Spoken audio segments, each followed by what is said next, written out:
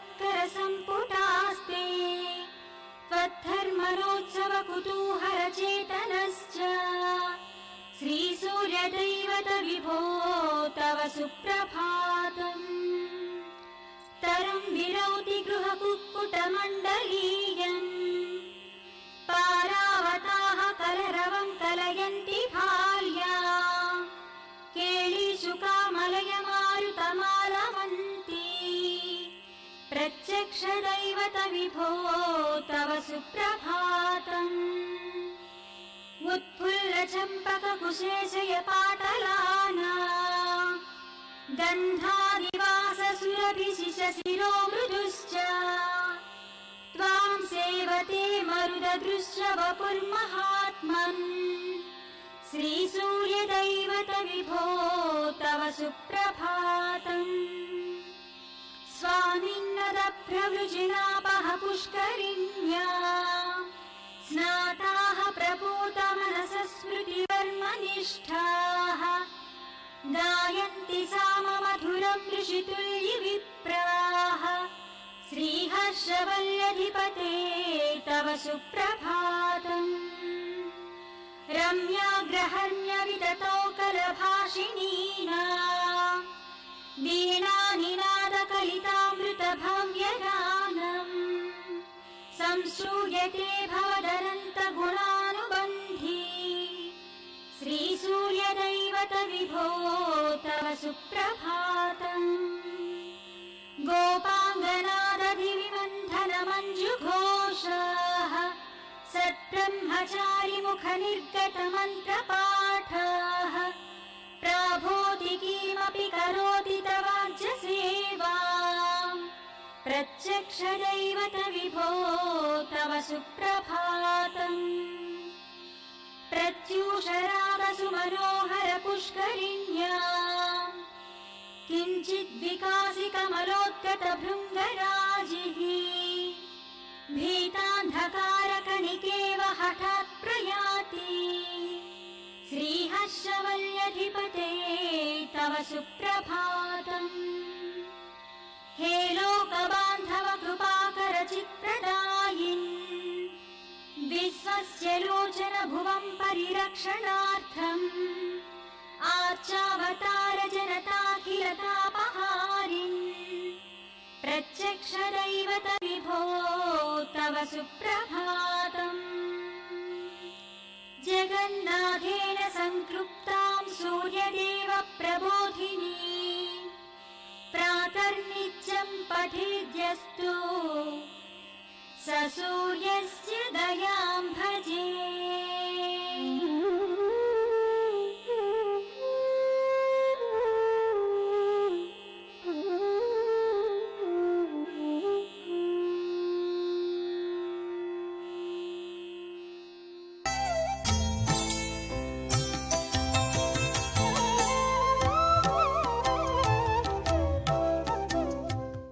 అటువంటి వాళ్ళు ఉన్నారు.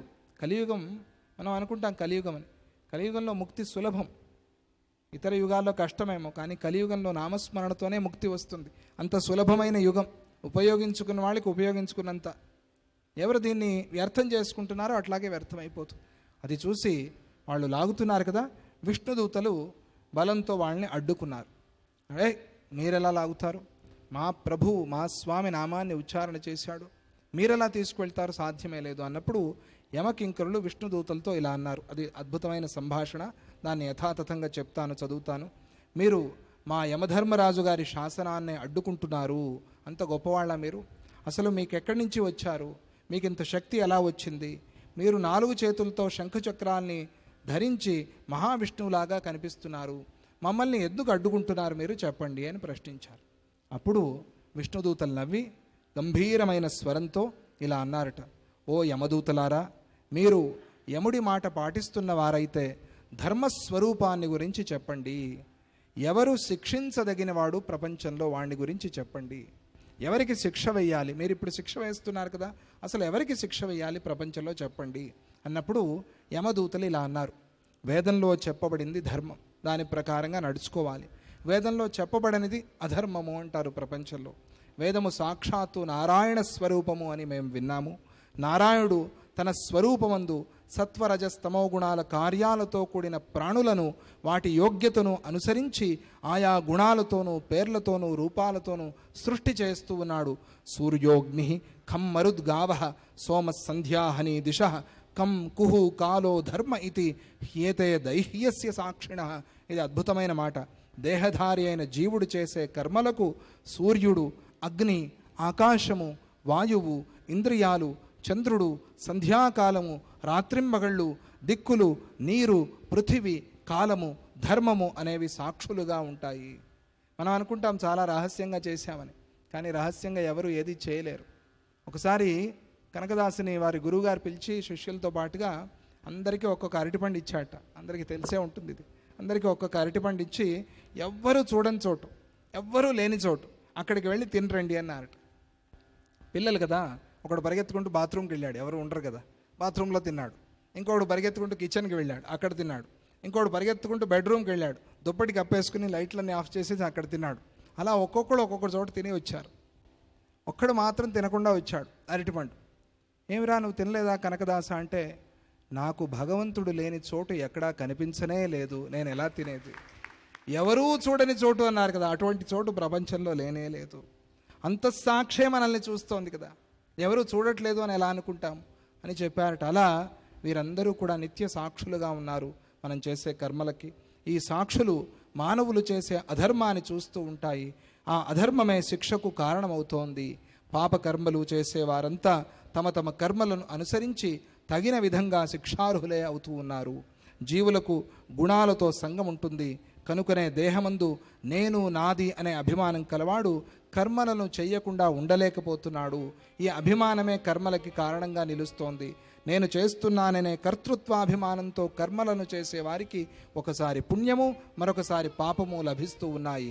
ఏన యావాన్ యథా ధర్మ అధర్మో వేహ సమీహితః స ఏవ తత్ఫలం భుంక్తే తథా తావదముత్రవై. మానవుడు ఈ లోకంలో ఏ విధంగా ఎంత ధర్మాన్ని చేస్తాడో, ఎంత అధర్మాన్ని చేస్తాడో, అదేవిధంగా ఆ కర్మల ఫలాన్ని అదే ప్రయాణంలో పరలోకంలో తప్పకుండా అనుభవిస్తాడు. ఈ లోకంలో సత్వరజస్తమో గుణాల కలయికలో భేదం వల్ల ప్రాణులలో సుఖము దుఃఖము లేక సుఖ దుఃఖాల మిశ్రమము అనే 3 రకాలు కనిపిస్తూ ఉన్నాయి. కొన్ని సందర్భాల్లో సుఖము, కొన్ని సందర్భాల్లో దుఃఖము, కొన్ని సందర్భాల్లో 2 కలిసి ఉండటము, ఇలా 3 రకాలుగా కనిపిస్తూ ఉంది. ధర్మము అధర్మము, ధర్మాధర్మాల మిశ్రమము కనిపిస్తోంది. అదేవిధంగా పరలోకంలో ప్రాణులు అనుభవించే కర్మ ఫలాలు కూడా ఈ 3 విధాలుగానే ఉంటాయి అని గ్రహించవచ్చు. వర్తమానాన్ని బట్టి భూత భవిష్యత్తులను ఊహించవచ్చు. అదేవిధంగా ప్రస్తుత జన్మలోని పుణ్యపాపాలను బట్టి గడిచిపోయిన మరియు రాబోయే జన్మలలోని పుణ్యపాపాలను కూడా మనం అంచనా వేసుకోవచ్చు. మా ప్రభువైన యమధర్మరాజు పుట్టుక లేనివాడు. ఆయన సకల ప్రాణుల హృదయాలలో ఉండి ఆయా ప్రాణుల గత చరిత్రలను, ధర్మాధర్మాల స్వరూపాలను చూస్తూ ఉంటాడు. వారికి రాబోయే జన్మల గురించి కూడా తెలుసుకుంటాడు. తమోగుణం వల్ల అజ్ఞాని అయిన జీవుడు కంటికి కనిపించే దేహము మొదలైనవి మాత్రమే సత్యము అనుకుని వాటినే ఆరాధిస్తూ ఉంటాడు. పూర్వజన్మ స్మృతి నశించిన జీవుడు మాత్రం తన పూర్వజన్మలలోని ధర్మాధర్మాల గురించి, రాబోయే జన్మలలోని ధర్మాధర్మాల గురించి తెలుసుకోలేకపోతున్నాడు. జీవుడి యందు 5 కర్మేంద్రియాలు, 5 జ్ఞానేంద్రియాలు, 5 ప్రాణాలు, 16వదైన మనస్సు, 17వదైన అహంకారము అనే అంశాలు ఉన్నాయి. ఆ జీవుడు చేతులు, కాళ్ళు, వాక్కు, జననేంద్రియము, విసర్జనేంద్రియము అనే 5 కర్మేంద్రియాలతోనూ తనకు ఇష్టమైన పనులను చేస్తూ ఉంటాడు. చెవి, చర్మము, కన్ను, నాలుక, ముక్కు అనే 5 జ్ఞానేంద్రియాలతో శబ్దము, స్పర్శ, రసము, రూపము, గంధములను తెలుసుకుంటూ ఉంటాడు. అటువంటి జీవుడు కర్మేంద్రియాలు, జ్ఞానేంద్రియాలు, మనస్సుకు సంబంధించిన 3 విషయాలను తానే స్వయంగా అనుభవిస్తూ ఉంటాడు. ఈ విధంగా 16 అంశాలతో ప్రసిద్ధమైన ఈ సూక్ష్మ శరీరము సత్వరజస్తమో గుణాల వల్ల ఏర్పడింది. దృఢమైన ఈ సూక్ష్మ శరీరము జీవుణ్ణి మళ్ళీ మళ్ళీ జనన మరణ పరంపర అనే చక్రంలో పడవేస్తూ ఉంటుంది. జీవుడికి సుఖ దుఃఖాల అతిశయాన్ని, భయాన్ని, పీడను కలిగిస్తూ ఉంటుంది. అజ్ఞాని అయిన వ్యక్తి కామ, క్రోధ, లోభ, మోహ, మద, మాత్సర్యాలనే అరిషడ్వర్గాన్ని జయించలేక తనకు ఇష్టం లేకపోయినా పూర్వవాసనా బలంతో కర్మలను ఆచరిస్తూ ఉన్నాడు. ఇలాంటి వాడు పట్టుపురుగు తన నోటి నుండి వచ్చిన దారాలతో తన చుట్టూ గూడు అల్లుకుని దాని నుంచి బయట పడలేకపోయినట్టుగా తన కర్మలతో తనను తానే కప్పివేసుకుంటూ ఉన్నాడు.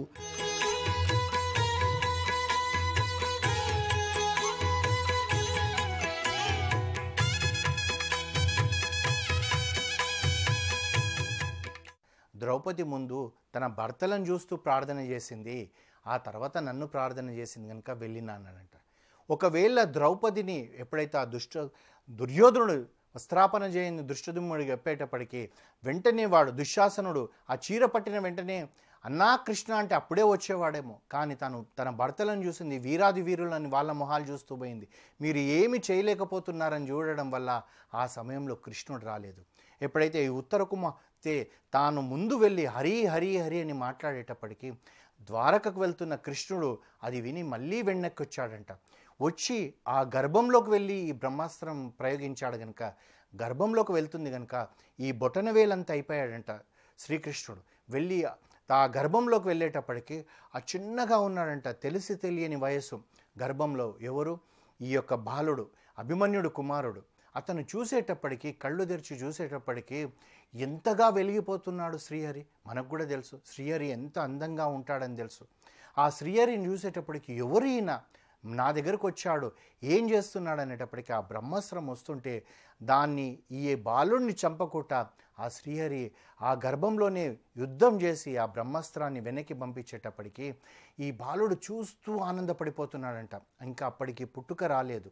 అంటే మనకు ఒక అనుమానం వస్తుంది, ఏమండి పుట్టుకనే రాలేదు, గర్భంలో ఉన్నాడు, అతనికి తెలివి ఎలా ఉందో అని చెప్పేసి. అయితే మనకు పెద్దలు ఏం చెప్తారంటే, గర్భంతో ఉన్న ఏ స్త్రీ అయినా సరే 7వ నెల వచ్చేటప్పటికి అందులో ఉన్న పిండానికి గత జన్మ స్మృతులు గుర్తొస్తాయంట. అంటే అప్పటికి తెలివి వస్తుంటుంది. అందుగురించి పెద్దలు ఏం చెప్తారంటే 7వ నెలలో ప్రతి గర్భిణీ స్త్రీ భాగవతం కానివ్వండి, రామాయణం కానివ్వండి, భగవద్గీత కానీ చదవాలంటారు. అయితే అప్పుడు ఏవైతే చదువుతుంటే ఆ జ్ఞానము ఏదైతే అప్పుడప్పుడే తెలుస్తుంది పూర్వజన్మలో. అంటే పూర్వజన్మలో మంచివాడుగా ఉండొచ్చు, చెడువాడుగా ఉండొచ్చు. ఆ చెడు జ్ఞానమే గుర్తొస్తుంటే దాన్ని పెంపొందించుకే అవకాశం ఉంటుంది. అందుగురించి అప్పుడు భాగవతం చదువుతున్నాం అనుకోండి, శ్రీహరి కీర్తన చేస్తున్నాం అనుకోండి, ఆ బాలుల్లో అవి వెళ్తుంది కనుక ఆ సమయంలో చూశాడు కనుక అతను ప్రాణాలతో రక్షించబడాడు. అంటే గర్భంలోనే రక్షించబడ్డాడు శ్రీహరితోటి. అంటే ఎంత గొప్ప భక్తుడైతే ఆ విధంగా ఉంటాడు. అంటే అతను పూర్వజన్మలో ఎన్ని గొప్ప కార్యాలు చేస్తుంటే ఆ గర్భంలోనే శ్రీకృష్ణుడు రక్షించగలిగాడు. అంటే పాండవుల కన్నా కూడా ఈ బాలుడు గొప్పవాడు. అంటే ఇతని తర్వాత పరీక్షిత్తు మహారాజుగా మనకు తెలుస్తుంది కనుక ఈ పరీక్షిత్తుడు గొప్పవాడు. లేకపోతే ఈ పాండవులను కృష్ణుడు ఎప్పుడు రక్షించాడు? తెలివి వచ్చిన తర్వాత కుంతీదేవి ప్రార్థన చేస్తేనే వీళ్ళని రక్షించగలిగాడు. కానీ ఈ బాలుడిని గర్భంలో ఇంకా జన్మ ఎత్తని వాడిని శ్రీహరి రక్షించగలిగాడంటే గర్భవతిగా ఉన్న ఏ స్త్రీ అయినా సరే 5వ నెల 6వ నెల వచ్చేటప్పటికి, అంటే మొదటి నెల నుంచి చదివితే ఇంకా గొప్పతనం, కనీసం 7వ నెలలోనైనా భాగవతం పారాయణం చేయాలి. చేయడం వల్ల ఏంటంటే గర్భంలో ఉన్న శిశువును ఆ శ్రీహరే రక్షిస్తాడు. అయితే ఇతని జన్మ ఎత్తాడు, పుట్టాడు ఈ బాలుడు. పుట్టిన వెంటనే అతనికి విష్ణురథుడు అని చెప్పేసి పేరు పెట్టాడు. ఎందుకంటే శ్రీ మహావిష్ణువే సాక్షాత్తు రక్షించాడని. ధర్మంతో కూడుకున్న వ్యక్తి. కానీ అతను ఏంటంటే చిన్నప్పటి నుంచి కూడా, అంటే ఒక నెల రోజుల బాలుడప్పటి నుంచి కూడా ఎవరు కనబడినా కానీ ఇలా పరీక్షగా చూసేవాడంట. కళ్ళు ఇలా పెట్టి పరీక్షగా చూసేవాడంట. అంటే ఎందుకు చూస్తున్నాడు ఇతని బాలుడు? ఎవ్వరు కనబడ్డా కానీ, స్త్రీ అయినా సరే పురుషుడైనా కానీ ఎందుకు అలా చూస్తున్నాడు పరీక్షగా అంటే, నేను గర్భంలో ఉన్నప్పుడు శ్రీ మహావిష్ణువు కనబడ్డాడు, అతను వీళ్ళేనా అని చెప్పి చూడడం మొదలుపెట్టాడు. అంటే ప్రతి వ్యక్తిలో కూడా ఆ శ్రీహరినే దర్శిస్తున్నాడు. శ్రీహరి నాకు మళ్ళీ కనబడతాడా, ఈ వ్యక్తిలో ఉన్నాడా అంటే పుట్టక ముందు నుంచి పుట్టిన తర్వాత కూడా అతని ధ్యానం అంతా కూడా ఎవరు కనబడ్డా శ్రీహరేనా, నేను చూసిన శ్రీహరేనా అని చెప్పి అన్ని దిక్కులా చూసేవాడంట. ధర్మంతో కూడుకున్న వ్యక్తి. ప్రజలందరూ కూడా అంటే వీరి తాతలను మించిన ధర్మాత్ముడు అని చెప్పుకునేవాళ్ళంట. ధర్మరాజు కన్నా కూడా గొప్ప వాళ్ళు అనుకునేవాళ్ళంట. అయితే ఎప్పుడైతే ఈ కలియుగం ప్రవేశిస్తుందో కలియుగానికి ఒక చింత మొదలైందంట. ఈ పరీక్షిత్ మహారాజుని చూస్తుంటే ఇతనేమో ఇంత ధర్మంగా ఉన్నాడు, మరి నాకేమో ప్రవేశం లేదు, మరి ఇతను ఏదో ఒక తప్పు చేయాలి, ఆ తప్పు ఎలా చేయించాలి అని చెప్పి ఈ కలిపురుషుడు ఆలోచిస్తున్నాడంట. ధర్మంతో కూడుకొని ప్రజలందరూ సుఖ సంతోషాలతో ఉన్నారంట. ప్రతి వాళ్ళు అనుకునేవారంట, ధర్మరాజుని మించిన వాడండి ధర్మరాజు యొక్క మనమడు అనుకునేవారంట. అర్జునుడిని విన్నవాడండి అనంట. ఎక్కడైనా యుద్ధం జరిగితే జయమే ఇతనికంట. అంటే తాతను మించిన విలువిద్య నేర్చుకున్నాడు. ధర్మంలో తాతను మించిపోయాడు ధర్మరాజు నుంచి. ఈ విధంగా సుఖ సంతోషాలతో ఉన్నప్పుడు ఈ కలి ఎలాంటి వాడంటే ఎప్పుడు చిన్న అవకాశం దొరికినా మనిషిని మార్పు చేస్తుంది. మనం కూడా చూస్తుంటాం, ధర్మంతో కూడుకున్న వ్యక్తులు ఒక చిన్న సంఘటనతోటి అధర్మ పురుషులుగా ఎందుకు మిగిలిపోతున్నారు ఈ కాలంలో కూడా అంటే ఆ కలి అనేది ఎప్పటికీ వెంటాడుతూనే ఉంటుంది. ఎప్పుడు ఇవి ఏంటంటే తన ప్రభావం చూపెట్టాలి కనుక ఈ వ్యక్తి ఎక్కడ అవకాశం కల్పిస్తే తప్పు చేస్తాడా అని. ఈ విధంగా ఉన్న ఈ పరీక్షిత్ మహారాజు తాను ఒకసారి ఏమైందంటే తన తాతలు సంపాదించిన సంపదనంతా చూడాలనుకున్నాడంట. అంటే మనం ఇప్పుడు చెప్పుకున్నట్టుగా మన తాతలు సంపాదించిన ఓ పెట్టె కానివ్వండి ఏదన్నా కానీ ఉంటే ఏ అటుకుల పైన వేస్తాము లేదా ఓ రూమ్లో పడేస్తాము, అన్నీ కలిసి పాత సామాన్లు వేసినట్టుగా. ఇతనైతే మా తాతలు ఏమేమి సంపాదించారు అని చెప్పి ఒకసారి ఆలోచన వచ్చి అవన్నీ చూస్తూ పోయాడంట. శ్రీకర శుభకర ప్రణవ స్వరూప లక్ష్మీ నరసింహ, 14 లోకములన్నీ మ్రొక్కే జ్వాలా నరసింహ, నీవే శరణమయా. అంధస్య మే హృత వివేక మహాధనస్య చోరైర్మహాబలిభిరింద్రియనామధేయైః మోహాంధకారకుహరే వినిపాతితస్య లక్ష్మీ నృసింహమదేహి కరావలంబం.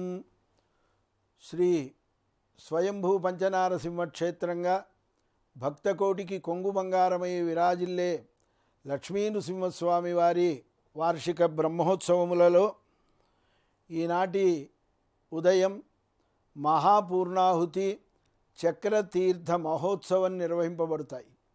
మహాపూర్ణాహుతి అంటే భగవంతుడి యొక్క ఉత్సవాలకు విచ్చేసిన సర్వదేవతా స్వరూపములకి సంతృప్తికరమైనటువంటి హవిస్సులని అందజేస్తూ కృతజ్ఞతలు ఆవిష్కరించడం.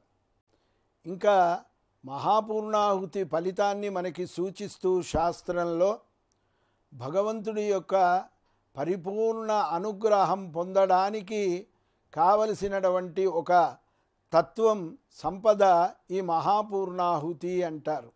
ఉత్సవం అంతా దర్శించలేకపోయినా మహాపూర్ణాహుతి చక్రతీర్థ వేడుకలలో పాల్గొనగలిగితే సమస్త అలంకార సేవతో కూడిన పరమాత్మ అనుగ్రహాన్ని మనం పొందవచ్చు అంటారు. అన్నింటిలో ఉండే సర్వవిధ దోషములను కూడా తొలగించి పరమాత్మ అనుగ్రహాన్ని మనపై ప్రసరింపచేసే మహాపూర్ణాహుతి అంటారు. పూర్ణమదాః పూర్ణమిదం పూర్ణాత్ పూర్ణముదచ్యతే పూర్ణస్య పూర్ణమాదాయ పూర్ణమేవ అవశిష్యతే. పరమాత్మ స్వరూప స్వభావాలు నిబిడీకృతమైన వేద ప్రతిపాదితమైనటువంటి ప్రక్రియ మహాపూర్ణాహుతి.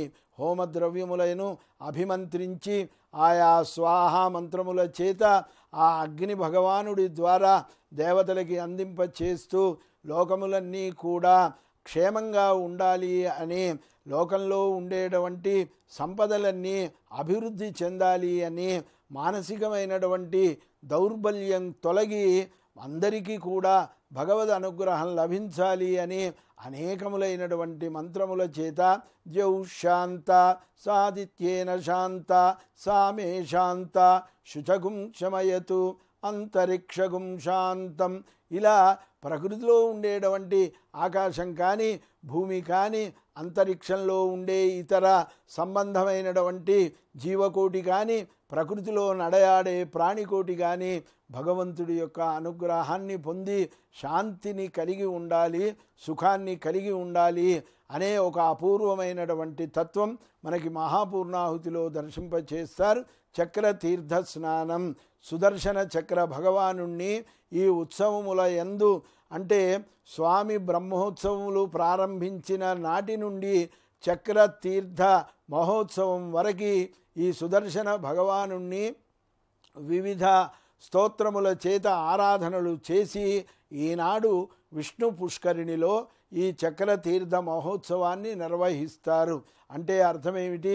సర్వాలంకార శోభితుని గావించి చక్ర పెరుమాళ్ళని ఆ పైన ఉత్సవమూర్తులని అలంకరింప చేసుకొని చక్ర పెరుమాళ్ళని ఆ తీర్థరాజములలో అభిషేకించి ఆ తీర్థ జలములని సంప్రోక్షణ చేసుకుంటే పాపరాహిత్యమే కాదు భగవద్ అనుగ్రహ పరిపూర్ణ ప్రాప్తి అని ప్రగాఢమైనటువంటి విశ్వాసం ఆ మహత్తరమైన మహోత్సవ చక్రతీర్థ వేడుకలలో అవబృధ స్నానము అని అంటాం. అంటే పరమాత్మ స్పృశించిన ఆ జల తీర్థ కణములు మనం దర్శించిన, మన మీద ప్రసరించిన అపూర్వమైనటువంటి ఫలితాన్ని మనం పొందగలుగుతామంటారు.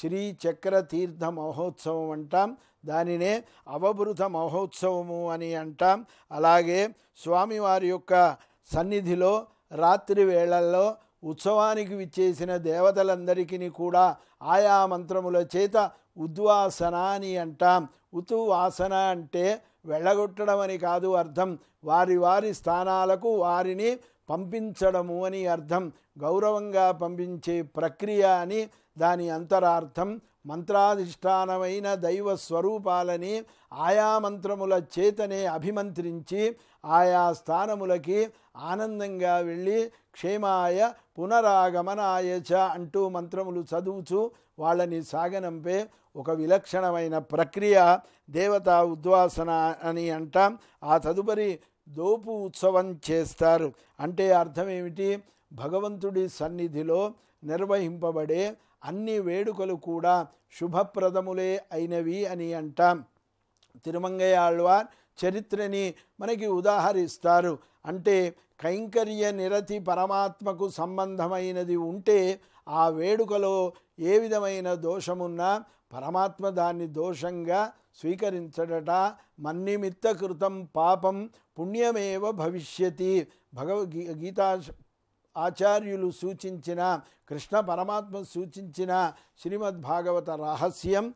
పరమాత్మ ఆనందించగలిగే వేడుక దోపు ఉత్సవం అంటాం. అలాంటి ఉత్సవము శ్రీవారి ఆలయంలో రాత్రి వేళల్లో నిర్వహిస్తారు. ఓం స్వస్తి.